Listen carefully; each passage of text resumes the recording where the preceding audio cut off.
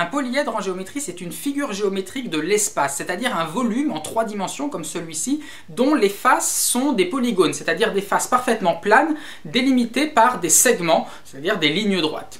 Et ce que l'on appelle les solides de Platon, ce sont tous les polyèdres qui sont parfaitement réguliers. Qu'est-ce que ça veut dire parfaitement régulier dans ce cas-là? Ça veut dire que tous ces éléments sont identiques les uns aux autres. Par exemple, dans un solide de Platon, toutes les faces doivent être les mêmes, ce qui n'est clairement pas le cas de ce polyèdre-là que j'ai dans la main, parce que vous voyez, il y a des faces qui sont triangulaires, il y a des faces qui sont carrées, il y a des faces qui sont pentagonales, donc celui-ci, c'est clairement pas un solide de Platon. Mais pour avoir un solide de Platon, ça ne suffit pas d'avoir que des faces identiques, il faut non seulement des faces identiques, mais il faut aussi que toutes les arêtes soient identiques. Ce que l'on appelle les arêtes sur un polyèdre, c'est les côtés des faces. Donc par exemple, cette arête-là, cette arête-là, cette arête-là, toutes les arêtes doivent être les mêmes dans un solide de Platon. Donc par exemple, les faces ne peuvent pas être des rectangles quelconques, parce qu'un rectangle, ça a une largeur et une longueur, et ces deux côtés ne sont pas forcément égaux. Si on a une face qui est un quadrilatère dans un solide de Platon, c'est forcément un carré, comme par exemple celui-ci. Donc une face avec tous les côtés égaux et tous les angles égaux. Et enfin, le troisième critère pour que ce soit un solide de Platon, c'est qu'il faut également que tous les sommets soient les mêmes. Ce que l'on appelle les sommets, c'est les pointes, les points sur lesquels on a plusieurs faces qui se rejoignent. Or, là, par exemple, vous voyez que, encore une fois, celui-ci n'est clairement pas un solide de Platon, parce qu'on a ici un sommet qui est composé de 5 triangles, et si je le tourne comme ça, on a également ici un sommet qui est formé de 4 triangles. Donc ces deux sommets ne sont pas identiques, donc encore une fois, c'est le genre de choses que l'on ne veut pas avoir quand on cherche les solides de Platon. Et ce qu'il y a d'extraordinaire, c'est que les solides de Platon, il n'y en a pas une infinité, il n'y en a pas autant qu'on veut, il y en a en tout et pour tout 5. Pas un de plus, pas un de moins. Et ce que je vous propose dans cette vidéo, c'est de partir à la découverte de ces 5 solides de Platon qui existent, de voir comment est-ce qu'ils se construisent et de voir pourquoi est-ce qu'il n'y a que cela, pourquoi est-ce qu'il n'y en a pas d'autres. Alors pour être sûr de ne pas en oublier, il va falloir procéder méthodiquement. Et la première chose que l'on va faire, c'est classer les solides de Platon selon la forme de leur face. On a déjà vu que les faces des solides de Platon, ça devait être des polygones réguliers, c'est-à-dire dont tous les côtés et tous les angles sont égaux. Par exemple, ça peut être un triangle équilatéral, comme celui-ci. Un triangle équilatéral, ça a 3 côtés, et c'est le premier cas qu'on va étudier. Puis quand on aura fait le triangle équilatéral, on va passer au cas de la forme à 4 côtés, c'est-à-dire le carré, comme celui-ci. Puis quand on aura fait le carré, on passera à 5 côtés, le pentagone, et puis après on pourra voir hexagone 6 côtés, heptagone 7 côtés, etc. Mais vous allez voir que naturellement, au bout d'un moment, on va constater que ça ne marche plus et que ça ne sert pas à grand chose d'aller plus loin parce qu'il ne peut pas y avoir d'autres solides formés avec des faces qui sont trop grandes. Mais ça, c'est ce qu'on va découvrir dans la suite, mais pour l'instant, comme je l'ai dit, on va commencer par le cas du triangle. Une fois qu'on est parti sur les triangles, il nous reste encore des choix à faire. Pourquoi? Parce que si on regarde à nouveau ce polyèdre-là, on a vu que tout à l'heure, on avait des sommets qui étaient formés de 5 triangles comme celui-ci, alors qu'on en avait d'autres qui étaient formés de seulement 4. Si on veut des solides de Platon, on veut que tous les sommets soient identiques, donc on veut que tous les sommets soient formés avec le même nombre de triangles. Il va donc falloir méthodiquement chercher tous les cas possibles du nombre de triangles qu'on peut avoir autour de chaque sommet. Et pour ça, on va commencer par le nombre minimum. Regardons ce qui se passe si on essaye d'avoir seulement 2 triangles. 2 triangles, on se rend compte assez rapidement que c'est pas possible. Pourquoi? Parce que si on veut refermer ce sommet-là, il faut refermer cette arête-là sur celle-ci, et si on fait ça, eh bien on obtient tout simplement quelque chose de plat comme ceci, et c'est évidemment pas un volume, c'est évidemment pas un solide en 3 dimensions. Si on veut vraiment avoir un sommet en 3 dimensions, le minimum qu'il faut prendre, c'est 3 triangles. Et si on prend 3 triangles, eh bien on peut les refermer de la façon suivante et on obtient un sommet comme celui-là. Et une fois qu'on a fait ça, eh bien la suite elle est forcée parce qu'on veut que tous les sommets soient identiques, donc en particulier ce sommet-là, on veut aussi qu'il soit formé avec 3 triangles. On en a déjà 1 et 2, donc ici on est obligé d'en rajouter tout de suite un troisième comme cela. Et on voit qu'en faisant ceci, eh bien, on ferme tout de suite notre solide et on obtient comme ça notre tout premier solide de Platon. C'est, vous voyez, une pyramide à base triangulaire qui s'appelle en mathématiques un tétraèdre. Pourquoi tétraèdre? Parce que tétra en grec ça veut dire 4 et qu'il a 4 faces triangulaires. Donc voici notre tout premier solide de Platon, le tétraèdre. Passons maintenant au cas suivant et voyons ce qui se passe si au lieu de mettre 3 triangles autour de chaque sommet, on en met 4. Donc prenons 4 triangles et faisons un sommet comme ceci avec 4 triangles. Donc maintenant on va regrouper cette arête-là avec cette arête-là. Et on obtient ainsi un sommet comme celui-là. Une fois qu'on a fait ça, encore une fois, eh bien on n'a plus le choix parce qu'il faut que tous les sommets soient identiques. Donc ici, on a déjà 2 triangles. Donc autour de ce sommet-là, il faut rajouter forcément 2 autres triangles. En faisant ça, on obtient un autre sommet qui est identique comme ceci. Et puis on continue. Ici, on a aussi déjà 2 triangles. Donc il faut en rajouter à nouveau 2. Donc on obtient un autre sommet identique en faisant ceci. Et à chaque fois, toutes ces opérations, elles sont forcées. On n'a absolument pas le choix, on est obligé toujours de s'y prendre de la même façon. Et la figure se referme d'elle-même et on obtient ceci. Une figure qui est formée avec au total 8 triangles équilatéraux et qui s'appelle donc un octaèdre. Voici notre deuxième solide de Platon. Passons maintenant au troisième cas. Si on n'a pas cette fois 3 triangles ni 4 triangles, mais 5 triangles autour de chaque sommet. On va donc former un sommet qui ressemble à ceci, avec 5 triangles que l'on regroupe.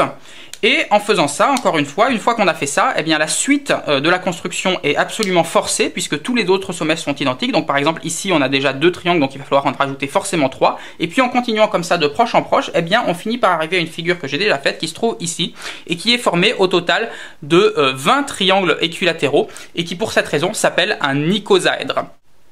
Alors parti comme on est, on pourrait se dire que ça va durer longtemps comme ça. On a commencé par 3 triangles autour de chaque sommet, puis 4, puis 5. Alors pourquoi pas faire 6, 7, 8, 9, 10 et puis on va en trouver autant qu'on veut des solides de Platon. Eh bien non, en réalité ça se passe pas comme ça et nous avons devant nous les 3 seuls solides de Platon formés avec des triangles. Alors pourquoi est-ce qu'il n'y en a pas d'autres? Pourquoi est-ce que ça marche pas à partir de 6? Parce que si on essaye de former un sommet avec 6 triangles autour de chaque sommet, qu'est-ce qui se passe? Eh bien, vous voyez que un triangle équilatéral, ça a un angle ici, un angle au sommet qui fait 60 degrés. Et donc, si on met 6 triangles les uns autour des autres, eh bien, on a un angle total qui fait 6 fois 60 degrés, donc 360 degrés, c'est-à-dire un tour complet. Donc, quand on fait ceci, on n'obtient pas un sommet en 3 dimensions, mais on obtient quelque chose de plat. Autrement dit, si on veut continuer cette structure, si on remet à nouveau 6 triangles autour de ce sommet, puis 6 triangles autour de ce sommet, on ne va pas obtenir quelque chose qui va se refermer sur soi-même, mais on va obtenir quelque chose qui va rester plat, on va obtenir un pavage du plan comme ceci, et on n'aura absolument pas un volume. Et puis au-delà, eh bien, si on veut en mettre par exemple 7 triangles, eh bien, on voit que c'est juste pas possible parce qu'il n'y a plus la place de mettre 7 triangles. 6, ça referme parfaitement un tour, et donc 6 c'est le maximum qu'on peut mettre, mais ça ne se referme pas. Donc on a bien ici les seuls solides de Platon formés par des triangles, il n'y en a pas d'autres. Alors passons maintenant au cas des solides de Platon qui sont formés avec des carrés. On va s'y prendre méthodiquement comme pour les triangles en regardant ce qui se passe selon le nombre de carrés qu'il y a autour de chaque sommet. Et commençons par le cas le plus simple, que se passe-t-il si on met 3 carrés autour de chaque sommet? Dans ce cas-là, il faut regrouper cette arête-là et cette arête-là et on obtient un sommet qui ressemble à ceci et qui vous dit certainement quelque chose puisque là, on peut déjà imaginer ce que ça va donner quand on va finir. On va rajouter une autre face ici pour qu'il y ait aussi 3 sommets, une autre face là et on va obtenir un cube comme celui-ci. Le cube est effectivement un des 5 solides de Platon et d'ailleurs le cube possède un autre nom puisqu'on a déjà dit pour les 3 qui étaient ici que le nom des solides de Platon se décidait en prenant le nombre de faces dit en grec suivi du suffixe èdre et donc comme le nombre de faces qu'a un cube c'est 6, il a 6 faces, et bien l'autre nom du cube c'est l'hexaèdre. Une fois qu'on a fait ça, eh bien que se passe-t-il si on réessaye maintenant avec 4 carrés autour de chaque sommet? On reprend ici nos 3 carrés et on en rajoute un 4e. Et là, vous voyez qu'il va se passer exactement la même chose que tout à l'heure quand on a essayé de mettre 6 triangles autour de chaque sommet. Eh bien, chaque angle du carré fait 90 degrés. 4 fois 90 degrés, ça fait 360 degrés, donc un tour complet. Et donc de cette façon-là, on va obtenir tout simplement quelque chose qui va être parfaitement plat. On peut continuer pendant très longtemps comme ça, mais on ne va jamais obtenir un volume. On va juste obtenir une surface qui va être pavée. Donc au-delà de 4 carrés par sommet, eh bien, on ne peut plus avoir de solide de Platon. Donc le seul solide de Platon formé avec des carrés, c'est celui-ci, c'est l'hexaèdre, c'est le cube. Passons maintenant au cas des pentagones, c'est-à-dire les solides de Platon qui ont des faces avec 5 côtés, comme celui-ci. Et prenons-nous-y toujours de la même manière. Que se passe-t-il si on cherche à faire un sommet avec 3 pentagones autour, comme celui-ci? Il faut regrouper maintenant cette arête-là et cette arête-là, et on obtient un sommet qui a cette forme-là. Et une fois qu'on a fait ça, eh bien la suite du polyèdre est forcée, parce qu'il va falloir rajouter un autre pentagone là, puis un autre pentagone ici, pour avoir toujours des sommets de 3 pentagones, et on obtient au final la figure suivante, qui est formée au total de 12 pentagones, et qui s'appelle pour cette raison-là un dodécaèdre. Et puis, si on essaye de faire plus que 3 pentagones, eh bien, il va se passer un peu la même chose que pour le cas où on avait plus de 6 triangles ou plus de 4 carrés. C'est que vous voyez que là, il n'y a pas la place dans cet espace-là de mettre un autre pentagone. Si je fais ça, les pentagones se chevauchent et cette fois on va pas pouvoir former un sommet avec 4 pentagones. Donc de la même façon qu'on pouvait pas faire des sommets avec plus de 4 carrés ou plus de 6 triangles, eh bien on va pas pouvoir faire non plus de solides de Platon avec plus de 4 pentagones. Après les pentagones, les figures qui viennent naturellement ce sont les hexagones. Et les hexagones on en a déjà rencontré tout à l'heure puisqu'on a vu que c'était formé avec 6 petits triangles équilatéraux. Et pour cette raison, eh bien on sait déjà que ça ne va pas marcher. On ne va pas pouvoir trouver de solides de Platon formés avec des les hexagones. Pourquoi ça? Parce que si on essaye de faire un sommet par exemple avec 3 hexagones comme ceci, eh bien on voit que les 3 angles des 3 hexagones font chacun 2 fois 60 degrés, donc 120 degrés, donc ça fait 120 plus 120 plus 120, 360 degrés. Et de la même façon que pour tout à l'heure quand on avait 6 triangles ou que quand on avait 4 carrés, eh bien on obtient quelque chose de plat, quelque chose qui ne va pas donner quelque chose en 3 dimensions. Donc pour les hexagones, eh bien c'est foutu dès le premier essai, on ne peut même pas former un solide de Platon avec 3 hexagones autour de chaque côté.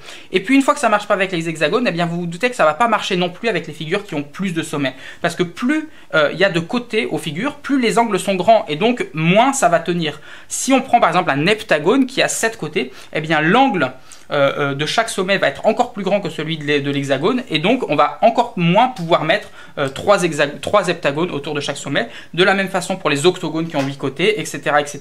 Donc à partir des hexagones, ce n'est plus possible de former des sommets avec même seulement 3 figures et donc on a fini totalement notre étude, il n'y a aucune chance d'en trouver d'autres après. Et voilà le travail, vous connaissez maintenant parfaitement les 5 solides de Platon, le tétraèdre, l'octaèdre, le cube ou l'hexaèdre, l'icosaèdre et le dodécaèdre.